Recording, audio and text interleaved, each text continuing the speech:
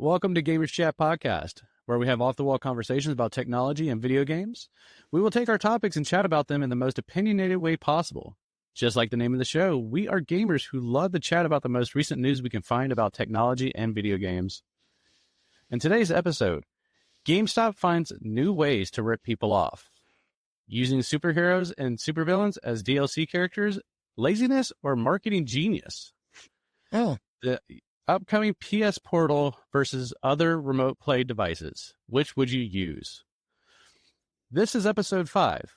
I'm your host, a man who played the original Resident Evil with a strategy guide at the age of 11. I am Jacob, aka Lunar Knight. And in the red corner, defending his Mortal Kombat title with Scorpion, my co-host, Darren, aka Short Doggy 626. What's good, folks? And in the blue corner, defending his Mortal Kombat title with Katana, our special guest, Joey. Weather. Ready. Fight. Katana. Oh. Yeah, I got some that? 50-60% combos for you. Oh. That's a problem. That's a problem. Can I switch to Omni-Man or somebody? Because I don't think my Scorpion is cutting that. Oh, you just came out today. I know. I saw some game. Okay, I'm sorry. I'm sorry, Jacob. I know we start off bad, but I saw some gameplay of them, and wow, it looks fun. It's okay. This is what we're all about. I mean, we're all about video games, and it's a game. Yeah. So you have a right to be hyped and a little fanboyish. So I've got it on my TV right now. It's just on pause. There you go. Yeah, don't blame me on that. Shoot, I wish I had it. All right. So, our special guest, Joey, how are you doing tonight? I am doing very well. I woke up this morning and said goodbye to all of my feathered creatures and fluffy ones and traveled down south to beautiful Orlando, Florida for a Ranger stop in its 10th anniversary. And I'm super excited to be here. 10th anniversary? Oh my, wow. 10 years ago. Yeah. Yeah. That's crazy. I remember my first experience with Ranger Stop. It was a blast. I was still in my 20s. Yeah, my first experience was with you. Oh man. All right. I remember the first time you took me, man. I met Rita Raposa. I'm still happy about that till this day. Ma'am is fine as a. She aged gracefully. Man. But also she was so nice. Extremely nice. Okay, I'll stop fanboying. It's all good. All right, Joe, you still with us? Absolutely, yeah. Okay. All right, awesome. Looks like we're having some network connectivity, so I just want to make sure we still got audio with you. I tried to connect to the hotel's Wi-Fi, but it's not even showing up on my phone. I'm like, are you kidding? This is a Hilton. Oh no, not a. See, Hilton, y'all gotta stop messing up now. Come on, now, y'all Hiltons. DoubleTree Orlando. Y'all should be doing better. Exactly. All right. Well, let's go ahead and talk about our news topics for this episode. First, we're going to start off with a interesting one I kind of like about. It's well, I'm not going to say I like it, but it's a nice topic is what I mean. But PlayStation 5 and the PS4 are losing X or Twitter sharing options starting November 13th. So if you're used to sharing your content from your PS5 and your PS4 and sharing your images or videos on Twitter, you will no longer have that option this November. That was one of my favorite things. It's kind of sad. What's that? Like what? But yeah, it's kind of sad that we're losing it, man. It's like Oh, it's not really sad because I can understand why, because what's going on with Twitter. But at the same time, it's like, I like posting my stuff. I like posting my achievements. My little At funny first, clips. it You know what was I'm saying? Facebook. You remember when they took off Yes. Facebook? Oh, I was, oh yeah. I remember Mhm. that. that was, That's when Facebook became competition. I was just beginning to start to realize that I could record bits of my gameplay just around the time, because that was around 8 years ago or so when Mortal Kombat X was out. I've got a lot of content that's straight to Oh, Facebook, but yeah, but I mean, yeah. I just found out the other day when I was actually reading this article that I could see my clips on my phone and send them from the phone app over to Twitter. I just need to try to figure out a way to see if I can save the screenshots from the app onto my phone somehow. I think that'd be cool. Oh yeah.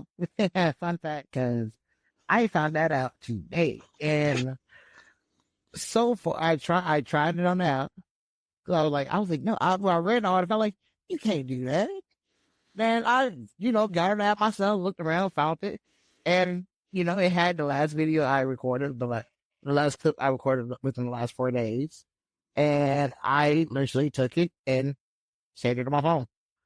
And granted, I got an iPhone. I don't know if you have Android or not, or Android or Apple, but I got an iPhone, so it was literally just a simple click on a button. And, oh, is he gone?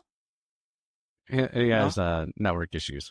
Oh, oh, I'm about to say. Sorry, I'm here. It's all good. Hey, this is perfect. This is such a chill episode. I love it. I freaking love it. But yeah, like one simple click on the button, got knives on my phone. Granted, it's an extra step we got to take now to post something on Twitter. But at this rate, with everything with what Twitter has been doing, I don't know if Twitter's gonna be around that much longer. I really never cared for Twitter. Matter. Like, I've Yeah, always been like gosh. YouTube, Facebook, and Instagram, if anything. Sometimes Reddit and Discord, Yeah. but yeah, I really don't care for Twitter. See, I've never been able. I know how to navigate on Reddit. I've never been able to utilize it as well as I have been able to with Twitter, and that's the only thing. Like when I'm not name dropping Homeboy, but when Homeboy took over, it was kind of fun. It was kind of like a funny ride. He made it where you could get the blue check mark by paying for it. Then he also made it where you could tell who got the blue check mark by hard work or by paying for it by a little description under the little check mark. But right at this point, it just feels like, because now Sony have not confirmed this, but I think the reason why Sony is pulling out from Twitter is because they recently started trying to charge other companies to, what was it? Jake, help me out here.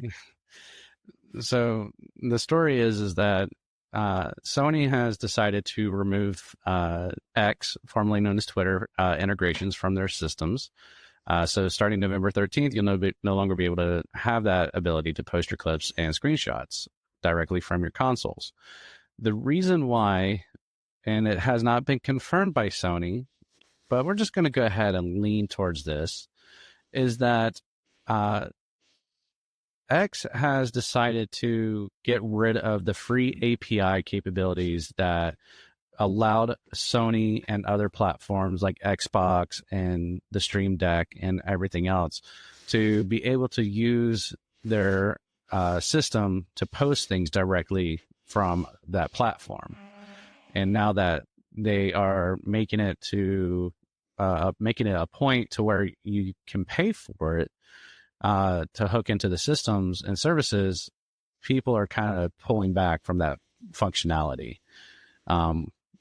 So right now, unless you have a different method of capturing your clips using your phone or your computer using a capture card or anything else, you're going to have to find another alternative to posting stuff on Twitter or X.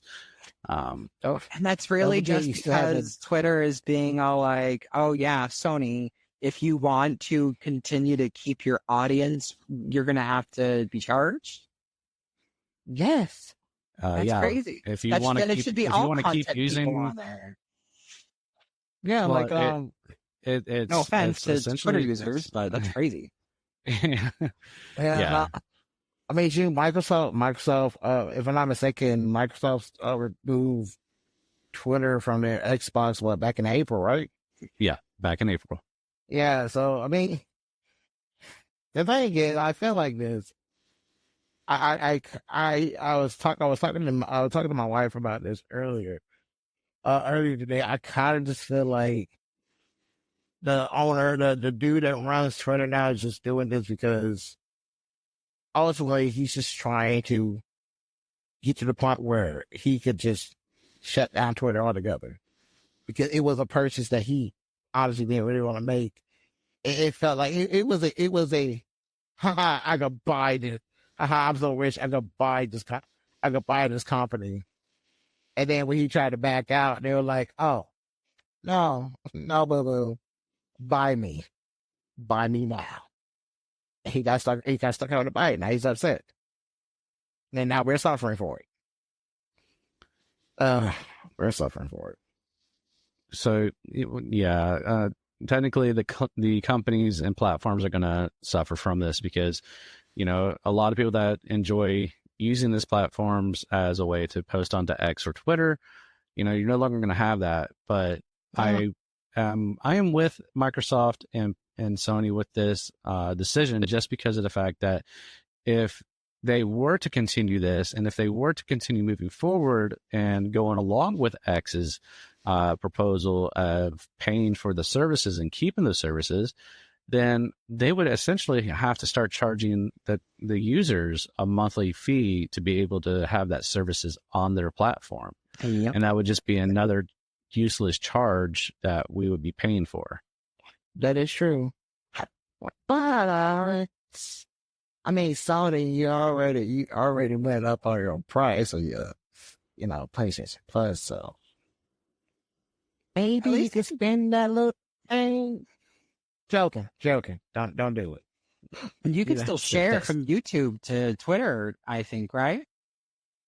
I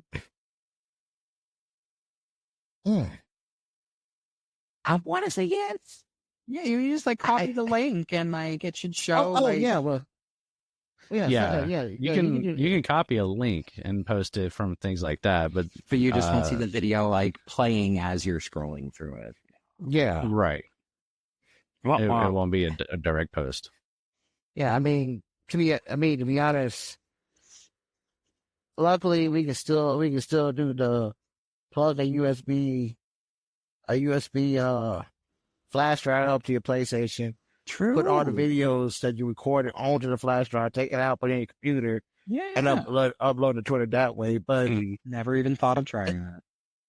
It's just the extra steps that now we got to take versus just get the clip, share the clip, boom. Because that's kind of was if anything, that's kind of was a advertised selling point for both consoles, wasn't it? To be able to record and share with your friends, share with the world. Yeah, absolutely. Yeah. So it's kind of, I kind of feel like it's kind of like what I'm not gonna say it was similar to the move that the departure from Ustream back in the day that Sony did with the PS4. Because I think Ustream kind of that was going down here, and it kind of got out of hand to just people sitting in front of a camera talking to you, or just some weird. It got weird. It got weird. It wasn't usual normal streaming. But like, I'm getting lost here. I was like, how does anything relate to the posting of stuff on Twitter from the PlayStation? And we're talking about Ustream. We're going, no, we're going left, and you're going right, and we're just not meeting the middle here. I'm like, what I was saying is just, God dang it, I lost my train of thought. all right, Jake, you're welcome. But the good news is, like Short Doggy did mention, is that you can use a USB drive to copy your screenshots and your clips directly from your PlayStation or PS5 and use the physical approach and then put them into your computer and upload them that way.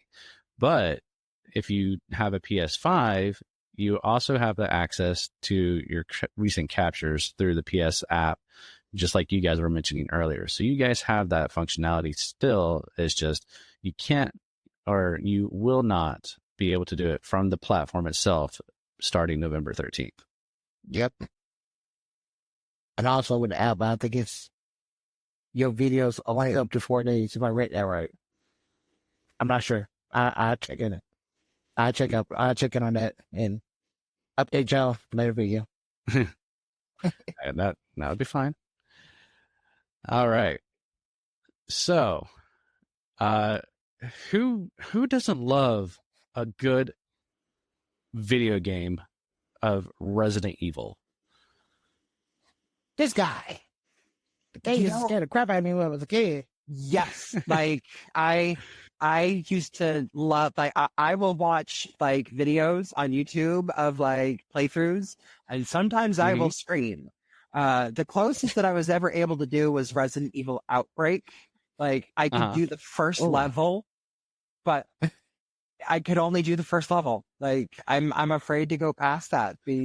No, like horror-based games. Yeah, no, thank you.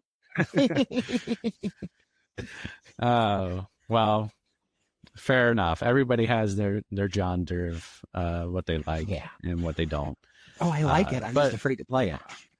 I know. Yeah, it's kind of funny, isn't it? Like there are some individuals that can sit there and enjoy a good horror movie right off the bat, just sit there and enjoy a movie without a care in the world. But then once you kind of start immersing yourself into a reality, even though it's fake, you're still immersing yourself personally into this, alternate reality, and it becomes more realistic. Oh, yeah. And it just changes your whole personality and your feelings, like about how you feel about the environment you're in at that point. I know I'd die. I would die. I would black out. Like I would pass out. It happens. Like sometimes if I'm watching a horror movie and if I've had like something, to drink or something else, like I will pass out if there's like blood and guts, and it doesn't make any sense because I can watch it during the daytime and be like, yes, cut it off. But like if it's a video game at night, they want me to cut it off myself, no, I. It's like it's too real now. It's too real. So I think, no, I just can't. I try playing them. I try playing almost every one of them, and I'm not big on zombies. But I really haven't cared for the new Resident Evil games because they've sort of, like ever since 4, they just sort of forgotten what Resident Evil was really about. And they've made it all these different creatures that are no longer zombies, in my opinion. They're parasitic creatures, and I don't know, it's sort of a type of zombie. I know it happens in nature, but like, I want my flesh-eating zombies that just want to eat your brains. You want the traditional, virus infected George Romero zombie, and you want the original zombies and not a conversion to the Last of Us type. Or, things like that. Yeah. So, but yeah. So, Apple recently had a keynote this last September when they kind of started announcing the new phones, the new iPhone 15 and the Pro and the Pro Max, that they were going to release Resident Evil Village. But what they didn't mention was that they were apparently planning to release multiple Resident Evil games, and putting them to having the availability to download them onto your phone and play them on your phone. So Resident Evil 4, the remake, will be coming to the platform December 20th, and you will be able to play it on your iPhone Pro, iPhone 15 Pro, iPhone 15 Pro Max, and then you can also play it on the iMac or your MacBook that has the M1 chip processor, as well as your new iPads that have the M1 chip processor. Nice. So they are kind of ramping up the hardware and the equipment to handle these games. From my understanding, it's not crazy, crazy like performance, but it's enough for you to be able to enjoy the game, on your devices. But they also incorporate a cross progression. So when you play on one device and you save your progress, you can pull it up and play it again on your other platform. So if you played it on your phone and you get home and want to play on your iPad, you can pick up where you left off on your iPad and vice versa. So like saves to the cloud. Yeah, That's cool. Exactly. I love stuff like that. And of course, like Apple Mindset. gets like phone specific awesome games like Resident Evil. I remember I had an iPhone for maybe about 2 months because it went in the washing machine because I was messed up and bad day. But like I used to love playing Ultimate Mortal Kombat 3 and Lunar Silver Star Story for iPhone because they're specific to iPhone. I can't get them on the Android, but if I would love to be able to play them again. So I had to switch to the iPhone. It wasn't expensive as it was. I completely understand. Hmm. So one thing that they also mentioned is that they are releasing the DLC for Resident Evil 4 Remake as well, separate ways. That will also be launching alongside the game as well. So you're not just getting the base game, but you're also getting a DLC available too. Nice. So pretty much the complete edition. The complete edition. The complete edition of the remake. Pretty much. Cool. Honestly, I think, honestly, I like the idea of that. Well, I like the fact that it's happening. I like the fact that we're getting these type of games. Like from the stills that I'm seeing here right now, the game looks amazing on the iPhone. Mm-hmm. Like it looks good. Oh yeah, no, the graphics aren't terrible. So, they definitely amped up the performance on these devices to be able to pull out these kind of graphics and FPS and stuff like that. So it's really good. One thing they also mentioned is that the game is available for pre-order now in the App Store, but players will be able to start playing the game for free before committing to the full purchase. Nice. So I guess once it gets closer to, you get a little trial of the game, and if you like it and want it, then you can commit to the purchase. If you don't, then you can back out. Respect it. I respect it. That's I think that's a pretty cool business practice. Yeah, it is. I think it's a good move for Apple and Capcom. Yeah. Goodness.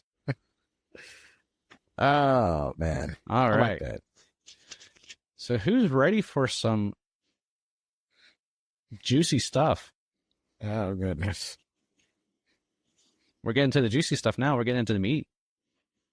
All right, let's carve into this turkey. I'm hungry. Let's go. All right. GameStop is finding new ways to rip people off. And it's not just the consumer. It is also the employees as well.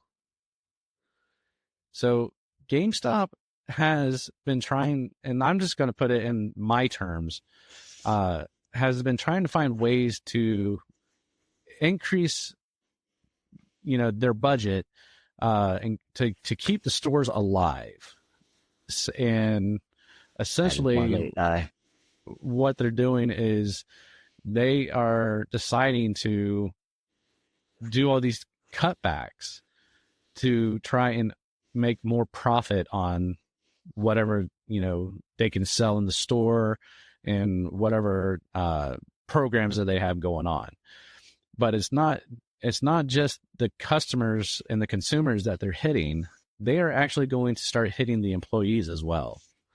And they are, and we're going to start with the employees. Apparently what GameStop is planning on doing is that they are going to increase the cost of healthcare. So that means that GameStop is going to reduce the cost that GameStop pays for healthcare and make it more expensive for the employee to pay out of pocket to keep their healthcare coverage. Then they are expecting to get rid of the other benefits, such as basic life insurance, accidental death and dismemberment, long-term and short-term disability, and 401k matching programs. So they're literally making this a position where, and the way I look at it is, if they're going to hire anybody in the future, if this company keeps going for any longer, they're just going to end up hiring small teenagers that don't care about the benefits and just want a job. Shoot, at that point, man, I don't think teenagers want to work there. It's just, that's, wow. It's just that's crazy.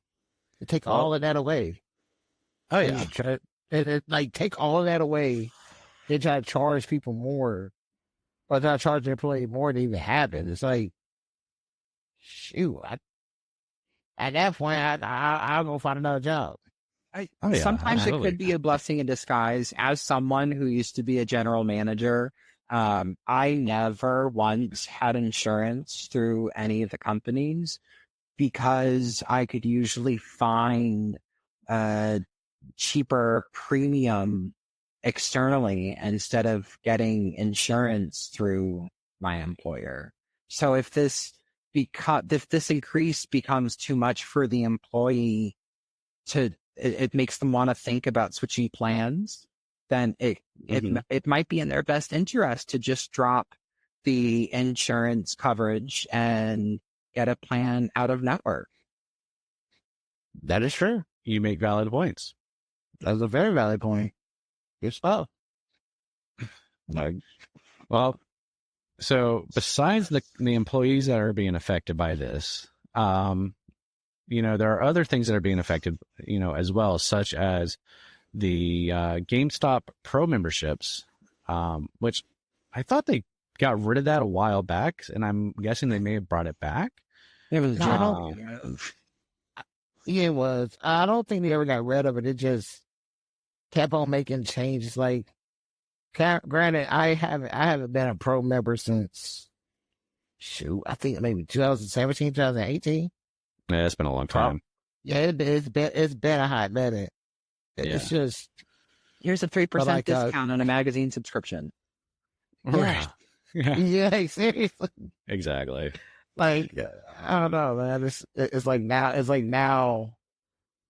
it's just worse. It's like a $5. It's like you're limited to a $5 coupon once every month. The coupons don't stack either, by the way. No. No. But what? So what are they messing up with it? What are they messing with it now? How are they messing it up now? Well, good question. What they're doing now is, earlier this year, apparently, the annual cost was increased from $15 to $25 a year. And now one of the things that they are looking at doing starting in December is that the free monthly $5 coupon that they give out will no longer work on gift cards or digital goods. So essentially, from the way I look at it, is what they're saying is, you can't share the wealth you have to spend it all inside the store or online on a physical product. Yes.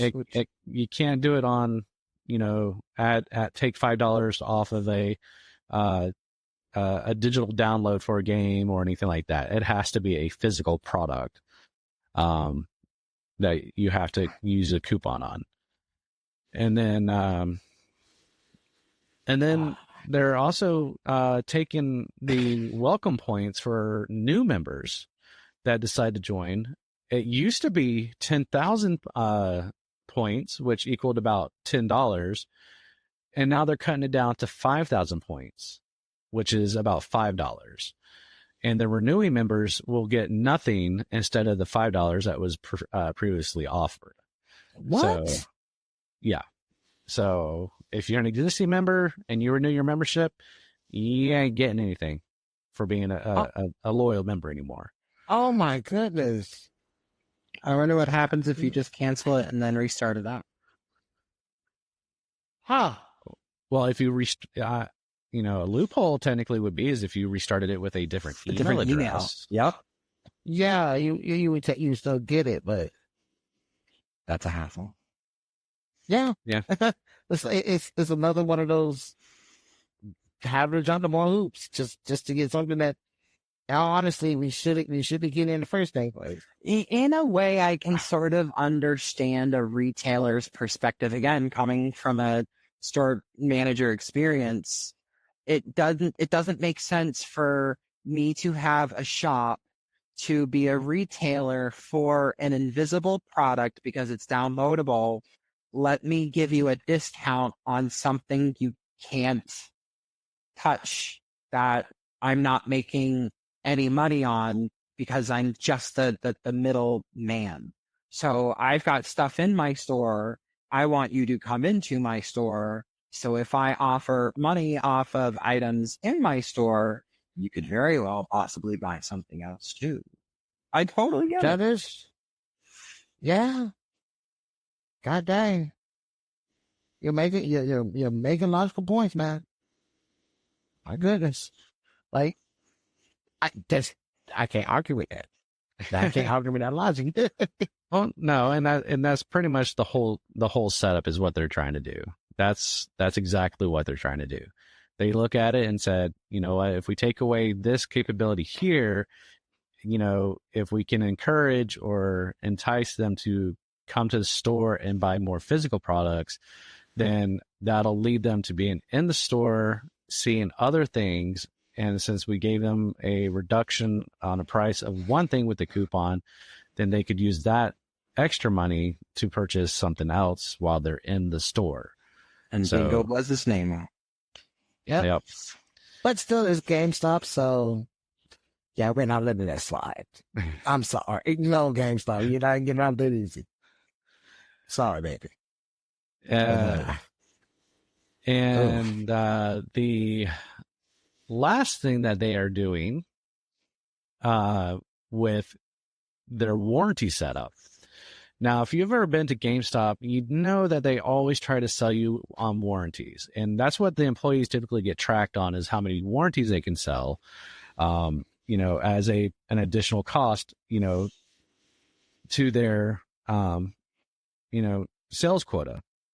Yeah. And, they'll add it to, controllers, CDs, and, games, and then the consoles themselves. Now, granted, yes, GameStop has essentially and has always said that they can, have the right to replace the item either with a new, used, or refurbished model of a product at that point in time if, you have to use your warranty. But right now, what they're doing is they're saying, we're not going to provide a replacement for your device with a new one. We're going to go ahead and replace your device with a used one. So they're always going to replace a product with another used product. So it's like saying, if I bought a PS5 walked out of that store, and 2 weeks later, something happens to my PS5 and it malfunctions, something goes wrong with it. I take it back to GameStop and use my warranty. They're not going to give me a brand new PS5. They're going to go ahead and give me a used PS5. Can I? When you say you, so is it used or refurbished or just? It's essentially the used? same thing. Right. That's true. That is true. It would really have to depend upon. I would at least think it should depend upon how long it's been out. If I sell you something and you use it for how many months, and then there becomes something wrong with it, you want me to a brand new one, but this is now used. So what am I going to do with this used one? I think it's difficult to take something new and make a decent profit off of it. But if you're being sold something and that's now in your possession to resell it, you have so much more markup margin to be able to generate profits. So I can understand why they would sort of be leaning towards that. But if within the first few weeks, if it breaks for whatever reason, I don't think it should be replaced with a used one. Not within a few weeks. No. Yeah. No. And the way I look at it, I look at it as such. Let's say you buy a brand new console or brand new product. Let's go with consoles because those are the biggest things. Yeah. You buy a brand new console, and you typically have a 30-day or 14-day grace period with most GameStops. I think it is. It's like a 14-day grace period to return a product within a time frame. But outside of that, then you're kind of either using PlayStation's warranty or you're going to use their warranty because it's more convenient for you to go back to the store. Yeah. I think the way it could work is that if you have a brand new product and something happens to it within the first 60 days, then they could give you a brand new replacement. But once it's after 60 days until the end of your warranty period, then I completely understand with the idea of a refurbished or used model. Yes. Quick. What is the difference? What is the difference between a used model and a refurbished? Like, what do they ask? Like, because I'm still new to the whole refurbished thing. When it come out of the grand scheme of it, it's just like, is it like a broken used model that they fixed or something, or? That's what that refurbished is like a salvaged one, right? Like bits of other ones brought together to create a brand sort of new one, like a Frankenstein system, but it works perfect because it's got all the pieces from different parts. Essentially, a refurbished one is they can be two different ways. A refurbished one can be, let's say, a unit that was purchased and then brought back. Okay, they can't just go ahead and turn around and resell it as a used product. They have to send that off to be tested and make sure that everything's working. Once everything passes their quality test, then they can return that back to a cycle and have that sold as a refurbished product. Okay. But I get. At the same time, you have the second step or second stage where it is like Joey said, you are taking a broken unit and taking, repair pieces that they get either the repair parts for it, or they're taking parts from another console that, no longer works and salvaging pieces to rebuild another console and making it operational. Once that device has been repaired and then tested under quality assurance through GameStop, then they'll put that back in cycle and place it as refurbished. Oh. Then, okay. So I would much rather my if I had a console that messed up on me and I bought it within the last 60 days or let's say within the last year or so, and it messed up on me. And yes, I would not. I personally wouldn't be upset with getting a refurbished replacement versus a outright used replacement. Being that okay, this is just my thought process. It's like, well, okay, y'all fixed it, y'all worked on it. So in a way, it's almost like new. Mm-hmm. So I would rather take that than a used one that I could get and take home, and then next thing you know, bam, bam, boom, wham, bam, thank you, ma'am. I have the same problem again 5 days later. Yeah, and essentially that it's a good thing that's not what they do. They do a quality test on all of them before they put them back into a cycle.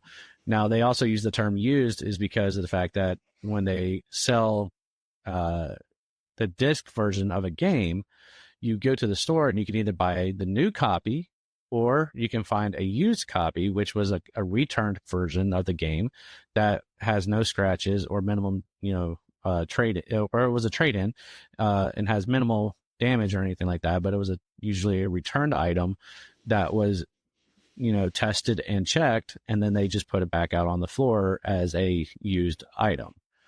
So, but when it comes to consoles and bigger stuff like that, it's usually a refurbished item. If it's a disc or a game of some sort, then it's usually a used copy that gets replaced with. So it's like personal sales. Like if I was going to sell you my PlayStation, that would be used. It obviously wouldn't be refurbished unless I got it refurbished and never used it since then. But I wouldn't be able to prove that it was refurbished. I would just be selling it as used privately. That makes sense. Exactly. Yeah. Okay. Yeah. Yeah, it works out. I mean, and unfortunately, we go with a corporation like GameStop. To be honest with you, it really depends on what store you go to, how things are gonna play out for you. Because, and from what I've experienced, I used to go to GameStop a lot. I'm not gonna lie, Jacob, I got better service from GameStop when I was up there in North Georgia visiting you versus the one in my hometown. Mm-hmm. You know what I'm saying? Oh yeah, yeah. So, but yeah, man. so I mean, there's good and there's bad with everything. It could be a blessing in good disguise for some things.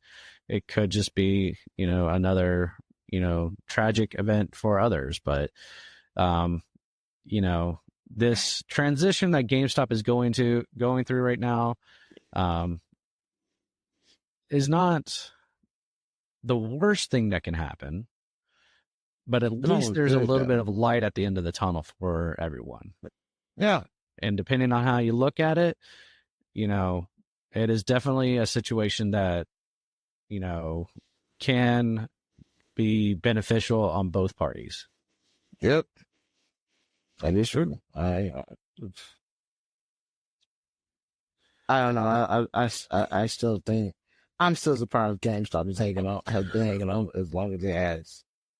Could you imagine if Blockbuster was still around and the things that they they are still around in like very rural, random parts of the world and like Alaska, I think. Yeah. But could you imagine like what they would be trying to do to stay afloat to get people to continue to like rent from them or buy from them? That would be insane. And Netflix is thinking about opening up physical shops. Why? Nostalgia. Yeah, I guess. There are tons of people out there that will still rent the Netflix disc copies just because, they don't want to pay for streaming services, or the fact that they are very nostalgic and prefer, watching it off a disc. I mean, it all depends on the perspective and what the consumer wants. Plus, that's true. I mean, think of, and like Joey said, if Blockbuster was back around and if Blockbuster was around, I would be going to Blockbuster every Friday night just to rent a movie or something. And I don't care if I have the streaming service. I'm going there to buy me a box of popcorn or a bucket of popcorn, a box of candy, and renting like 3 or 4 movies. I don't care. I will do whatever I have to keep that company going. Yeah, no, keep that like at that. I mean, at that point, that was kind of tradition. That was kind of tradition for me growing up. So yeah, I would definitely want to keep that tradition alive. It's just I always thanked my mom with such big bright smiles whenever she would write that $100 check to Blockbuster to hold while I rented a PlayStation from them. That was awesome. I know. I love those moments. I loved those moments. Man. The good old days. The good old days. Dude, I miss them. I miss those days. I do. It's like, it's just, I think it's just the idea of Netflix. This thing of like something like Netflix having a physical location. It's like, when y'all kind of saying that'll be coming full circle? Essentially. Because, I mean, yeah, like, essentially. I mean, it would be cool to see. I give it that. I just, like you said, like I said, nostalgia. Nostalgia would really be the bread and butter of that place. It would be. But, that's just great. That's just wild to me. All right. So let's go ahead and move on to our random topics. I love these things because we just try and find something to discuss. And today, let's talk about DLC characters. So, as we know, there are many games out there that like to use superheroes and villains as DLC characters. Yep. And, the question sometimes you got to think about is it laziness as a creative laziness because they just, didn't want to come up with a new character? Or is it a marketing genius? Because why not put in, the Teenage Mutant Ninja Turtles or, Omni-Man in MK1? I mean, is it, what is it? I mean, is it laziness or is it marketing genius? I mean, it's a little bit of both. Yes. Because I would lean more towards marketing genius because one, you're making your game synonymous with that character or with that comic or with the movie franchise. So, for example, it's like Call of Duty and the boys pack where they release what was it? Homelander, Starlight, and Noir. It's cool. It's cool, and like when you see them, you automatically think about the show. And then like when you see them on the show, it kind of makes you start thinking about the game. Same thing with the Omni-Man release, which honestly, the Omni-Man DLC on MK1, I haven't got a chance to play the game yet. I haven't got a chance to play the character. But Omni-Man looks great in that game. And the fact that they recently started season 2 of Invincible, it's once again it's like every time you see the character, you're gonna think about the show. Every time you watch the show, you're gonna think about the game. It's marketing genius. And a little bit of laziness, but I'm not gonna get on the laziness part. Let's focus on the marketing genius part. Okay. And Joey, what's your take? When I really think it all needs to be sorted out and pre-planned to see which guest characters would fit well in a certain installment.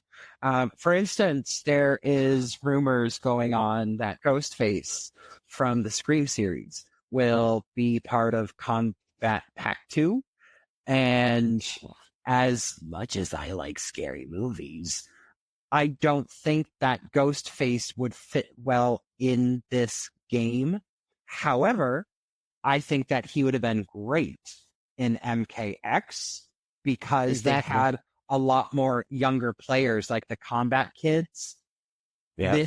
I feel like that character might be a little bit out of place, but at the same token, if he was in MKX and they had taken maybe the Predator or the Alien and saved them for down the road, like,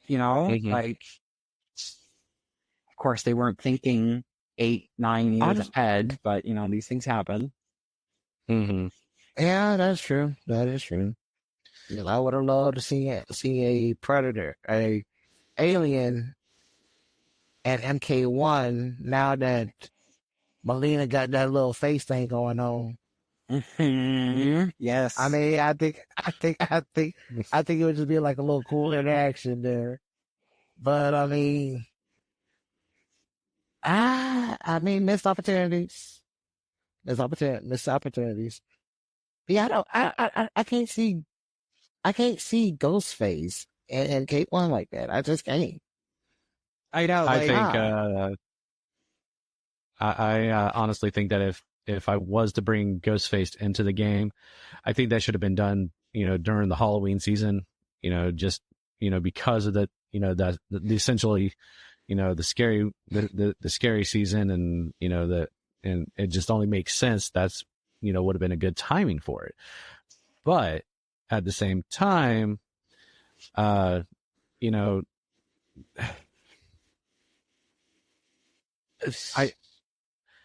just can't get on board with the idea of Ghostface being a character in MK1 either. Because all I could think about when you say Ghostface, I'm thinking, knife slashes and, takedowns, but I'm not thinking like combo moves and powerhouse attacks and stuff like that. But then it also makes me think of that game Terror Dome. That was really fun, and Ghostface kicked ass in Terror Dome for sure.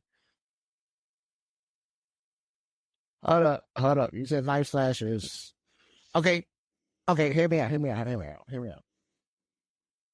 Not him as a character, but what about him as a smokeskin? Or Johnny Skin? Yeah, I could see that. Yeah, Jeff. Yeah, I could see that too. Cause like the moment you said like knife slash, I automatically thought Smoke. I was gonna say Scorpion at first, but I'm like, Mo just feels more like you feel like he moves it with it. That type of skin better. You know what I'm saying? Or Noob Saibot. Oh, oh my goodness. Are we going to get Noob Saibot? Yeah, I believe so. I believe so. If they did that in MK9, they had both Sub-Zeros and Noob Saibot, even though one of the Sub-Zeros and Noob Saibot were the same person. So, yeah. So, but have you guys noticed that the use of superheroes and villains in majority of the games that have been out are WB games? Like you have Injustice 2, you have MKX, MK11, you have MK1, you have those are at least you've got at least those 4 games where they've had cameos of superheroes or comic book characters and villains. I mean, to be honest, NetherRealm did kind of start that trend too with Freddy Krueger and Kratos. Well, not even just that, but I'm talking about DC versus Mortal Kombat. True. Yeah. That was even earlier. That's true. Yeah, like they had a whole game where that they still reference now where, hey, there are a bunch of DC characters fighting these Mortal Kombat characters, which I feel like they need to do it too at this point. I think they're at that perfect place, and then they're at a perfect place as company. You have flushed out You have established and fleshed out the Injustice series, and you have the Mortal Kombat series. You know what? Come on, give us an MK versus DC2, please. I need it. That would be fun. Before I'm 40.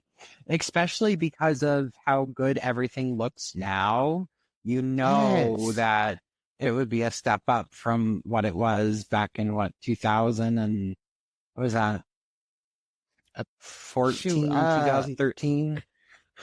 Oh no, it was like Longer than 2000. that? Yeah, I think like 2008, 2000, either between 2008 and 2011. Oh, that's right. I was Because still in high school. 2011 is when MK9 came out. So it had Yeah, to oh, have no, been like 2007, 2006. Oh my God, yeah, you are. Oh wow, I am. Oh, yeah. Because between So 2002 and 2007, they were basically popping Yeah. out 5, 6, 7, 8. No, yeah. Yeah. Because it was definitely, if I'm not mistaken, I think it was definitely after Armageddon. Yes, it was right after Armageddon, basically. Oh, Mhm. goodness. So, I mean, I feel like they can, like I said, I feel like they can do it right. And this time, DC heroes, I don't give a crap if they're a hero or a villain. They better have fatalities, not heroics. Just- brutality.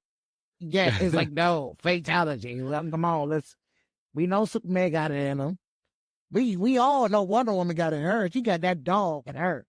So, Mhm. yes, please. Oh yeah, no, it's absolutely right, guys. I mean, that would just be a waste of talent to sit there and add a DC character and just make him have a heroic brutality or something that was just a disappointment.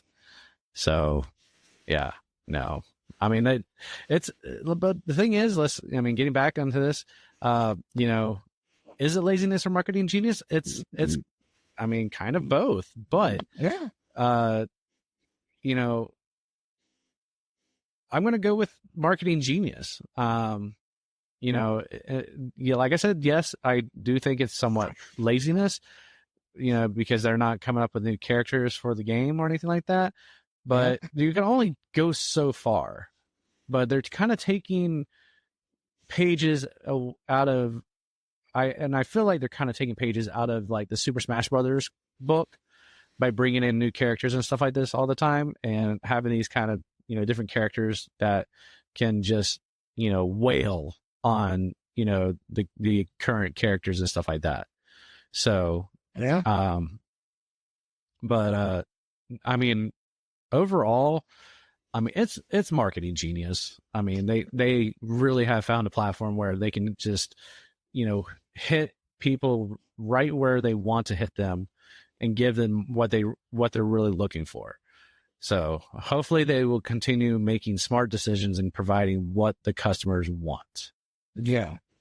Because, I mean, I'm just going to add this too. Let's be, with Mortal Kombat War alone, they have enough characters that they have never introduced or have only put in one game or only a reference that they could turn out into fully fleshed out characters. And that roster could probably fill maybe 2 or 3 combat packs. Yeah. So, I mean, hey, that's genius. So, guys, what do you feel about, or how do you feel about remote play? The ability to play your games away from home using a device to connect to your console when you're not at home. I thought it was super cool. 5 years ago in Halloween, I was in the Dominican Republic. I had my PS Vita with me, and I made sure to leave my PS4 in rest mode. And down in the Dominican, I absolutely connected to my PS4 at home and was playing Mortal Kombat X on my PS4 at home through my PS Vita in the Dominican Republic. And that was everything. Oh my God, that's awesome. But with the Yeah. things that they're coming out now, they're like, oh yeah, put this on your phone, or you've got the what is that new PS device that's coming out? The PlayStation Portal. Yeah. So it's basically just a mirror of what you have at your house, but you can only use it under the same Wi-Fi. I think. I don't think it's going No. to be like the PS2. Then. Oh no, it's you can use it on it could be your home Wi-Fi. You could take it with you somewhere like say let's say like you say you at the hotel, connect that hotel Wi-Fi, connect to your and boom, you can play your PS5 titles right in there. All right, that makes it a little bit more desirable. I was hearing that it was just I just basically hearing that it was just a an additional way to get money to play a game that you already have at your house, but maybe somebody's using the TV, so you can go in the other room and have a little tinier version. Right. Yeah, like I was thinking the same thing. I was thinking the same thing for the longest. Personally, when it comes, oh, go ahead, Jake. I was just gonna feed off of what he just said and just be like, yeah, it's that moment where you sit there and you're playing a game, and all of a sudden, duty calls, pause the game, let me grab my PS Portal, go to the the little boys' room, keep playing from there, and you're never coming out. Yep. Wait, hold on. That's like me with my Switch and my Switch dock. See? That's definitely me and my Switch. But no, like for me, to be honest with you, for the most part, until honestly this past week when we actually started doing our research on it, I was relatively ignorant of it. I honestly thought it was just some kind of cheap gimmick to try to get people to buy the PlayStation Vita or to play or just give people the option to play on their phone where they're in another room. But like I said, doing my research and actually looking that stuff up and trying it for myself, and as I realized that it is much more than just that. It is I say a good path, a good method of playing out a goal. If you don't have like a Nintendo Switch or something like that, like it's a reasonable method of playing on the go, in my opinion. Yeah. I mean, there are positive and negative sides to the remote play.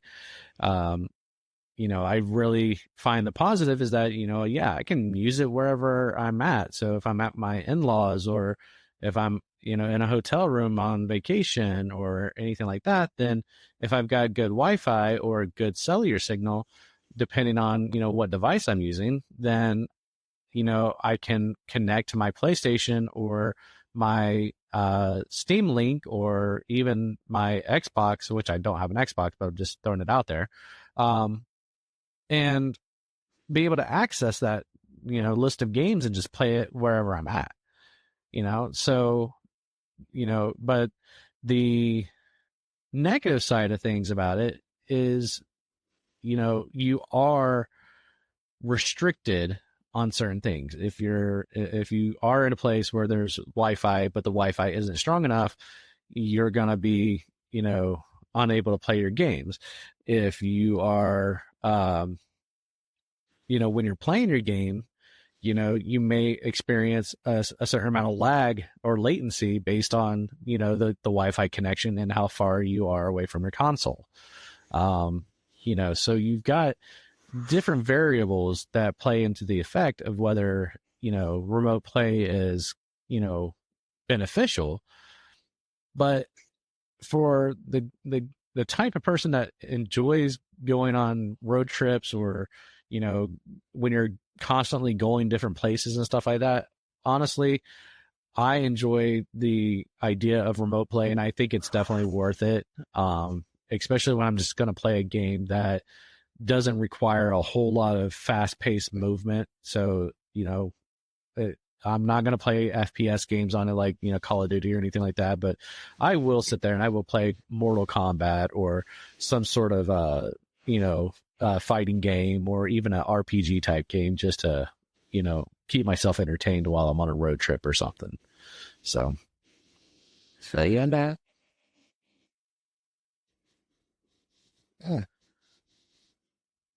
but yeah. So now, let's talk about our tech section. And we're going to talk about the PS Portal. So we're just going to feed back on the PS Portal here. We're gonna talk about a few different devices that you can use to use for remote play, and one of them is the PS Portal. Another one is a device called the Backbone One, and then for those that have a PS5, you can use your DualSense controller to do remote play, and it's very fun. It's very interesting, and and this is kind of old news for a lot of people, but I think with the fact that we got a PS Portal coming out, I think this kind of is justified to talk about the fact that we have different options available to us already, especially at a lower cost. Yeah, I mean, there's the free app that you can download from the App Store. The PS app that'll allow you to share your PlayStation 4 or PlayStation 5. I do it all the time. Oh yeah. Now what's nice though is let's go with the let's go with the PS Portal for a second. So we just talked about it, and the PS Portal is essentially a 8-inch screen that has Wi-Fi capabilities that allow you to access remote play from your PS5 and gives you the feel of a PS5 controller. Yeah. Now, it's not out yet, but it's coming out, and it's going for $199. Yeah, $199, $200 at the time. So the downfall to me is that, it doesn't have cellular capabilities, but that can be rectified if you're using your own hotspot capabilities off your phone. So there is an alternate solution to that. But for half the cost, and I don't know if you can see this, and I'm just going to show you on the screen, there's this device called a Backbone One. And this device is essentially a phone attachment that you plug into your phone, and it gives you controller access to playing on your remote play, Steam Link if you have Steam games, and your Xbox, or even if you're playing cloud games systems like NVIDIA Share, I think it's called, or the Xbox Game Pass. But for $100, you can have a device that connects to your phone, gives you full controller accessibility, and you can use it on multiple platforms, not just for one specific platform like the PS Portal. Yeah. The downfall that I have with the Backbone is that the Backbone also has a subscription to their app, which all it does is it technically just streamlines the process of you being able to have access to the Stream Link, PS Remote Play, Game Pass, Xbox. It kind of streamlines the accessibility to those things, but it also gives you choices to other games that you could download from the App Store and play. But the benefit, though, is you can not use the app at all, and all you got to do is connect the Backbone to the phone, and then just open the app that you want to play from your home screen. So, it's there is, options and, whatnot, but for half the price of what the PS Portal is, you can get a device that gives you control of functionality and allows you to be able to use multiple platforms and access. Yeah. And then for those that have a PS5, and if you aren't aware already, you can take a PS5 DualSense controller and connect it to your phone, your Android device, your iPhone, your iPad, your computer.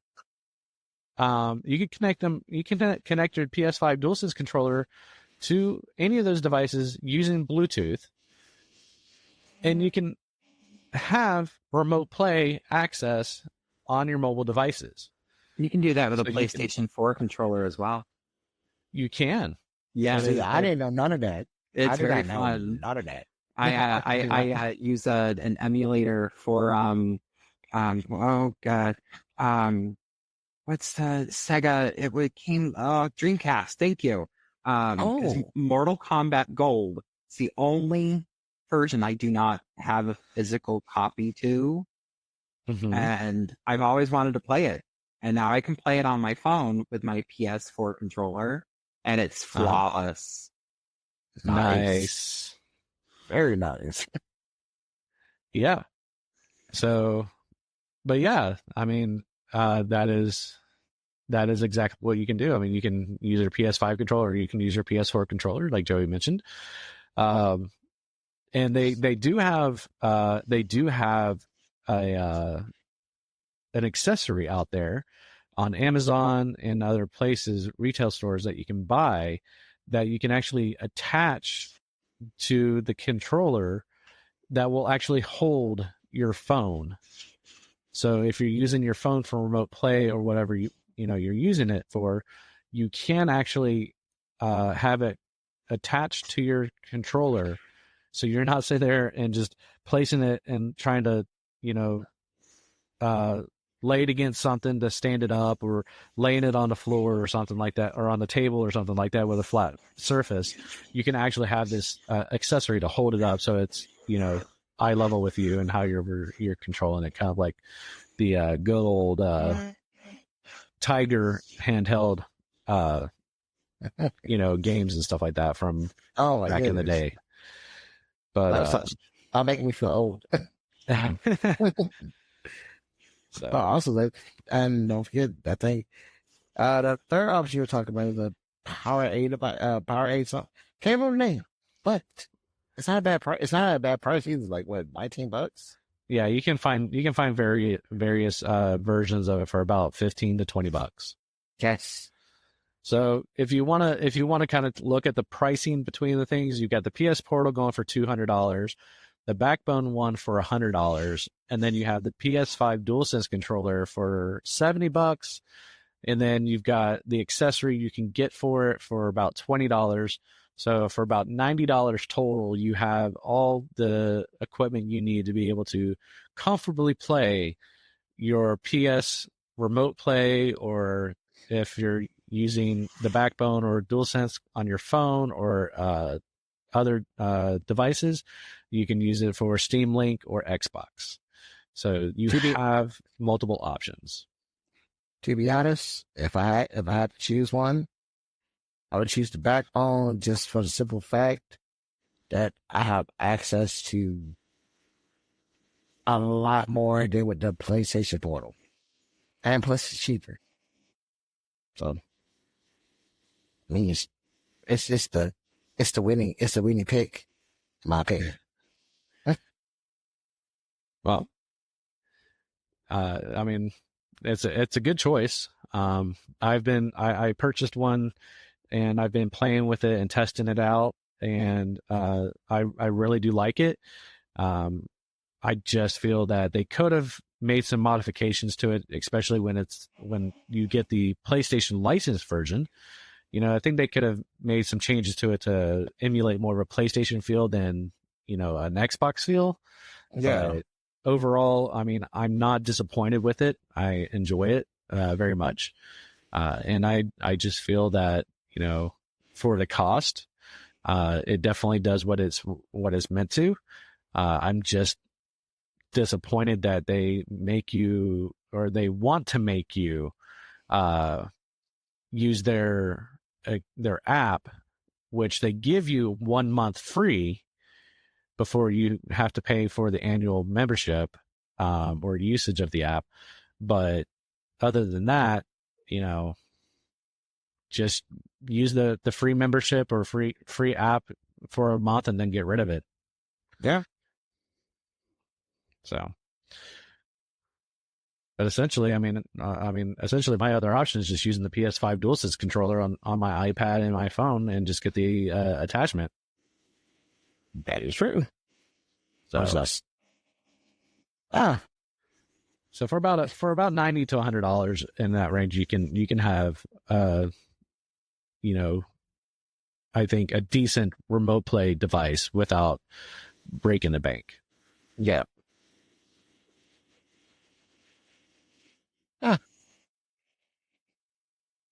And Joey, what would you think? What is your opinion? Like, if you were to, have a device for your remote play to access your PlayStation or any other games that you have out there, what would you go for? Would it be nice to have the backbone, or even the PlayStation Portal? Absolutely. But I'm a gamer on a budget when I need to. And if I already have a phone and I already have a PlayStation controller, it's a lot more feasible to just connect the controller to my phone and just do what I know how to do.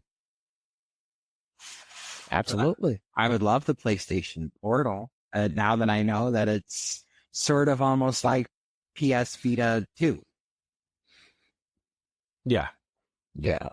It just won't have its own games, which, whatever. Yeah. Exactly. Is what it is. It'll have better graphics, and that's what I'm hoping for, is that it can stream the graphics just as crisp as viewing it on a PlayStation 4 or 5. At best, 1080, at absolute best, 1080p at 60 frames per second. There you go. Hey, all that matters is the graphics are clean enough for you to see it, and the latency is strong enough to where you can, whoop some tail on some Mortal Kombat or something. That's all. Right. So, but yeah, no, I am with you 100% on that. Like I said, I got the backbone as a trial just to see how I like it and see what it's all about. But in reality, I'll take the PS5 controller and use that rather than anything else. Just get an opportunity. If I for me to spend the extra $20 down the road just to get the attachment, I'll be happy with that too. That's all I need. So, but I'm not gonna lie, it's like I would much rather go with that. It's just it would take some adjustment because it would just feel weird holding my PS5 controller and just looking down at the screen I don't know. I would adjust to it. It would just feel weird for a little while. You know what I'm saying? It's sort of like using the Switch controller dock thingy and just using the little switch in front of you. My phone is almost the same size as my Switch screen. So. Mm-hmm. Yeah, you're okay. I get you. Yeah. So I guess we can all say our number one pick would be using the PS4 and PS5 DualSense controller with our for our remote play, because it'd be the easiest and cheapest way to go. Oh yeah. And then it's kind of a back and forth toss between the Backbone one and the PS Portal, depending on your preference. Yeah. So, depending on your preference, and yeah. If you have multi-systems that you play games on, then obviously the Backbone would obviously probably be the better choice. But if you're specifically just a PlayStation person, then the Portal would be the way to go. But if you're Yeah. not just a PlayStation person, but you're also like a retro gamer who likes to use emulators, then just grab one of your old controllers and hook them up to your phone. There you go. Now, I will mention this in relations to this, but it's not a controller or any of these accessories. But if you're looking for a device to stream your remote play on, if you have a more recent generation phone, whether it be a Samsung Galaxy phone or an iPhone, and when I mean recent, I'm talking about within the last 4 or 5 years. Oh, Okay. You would be surprised that you can still get almost 60 frames per second on your phone when you're playing remote play on your phone, depending on your connection. Actually, yeah, absolutely. yeah.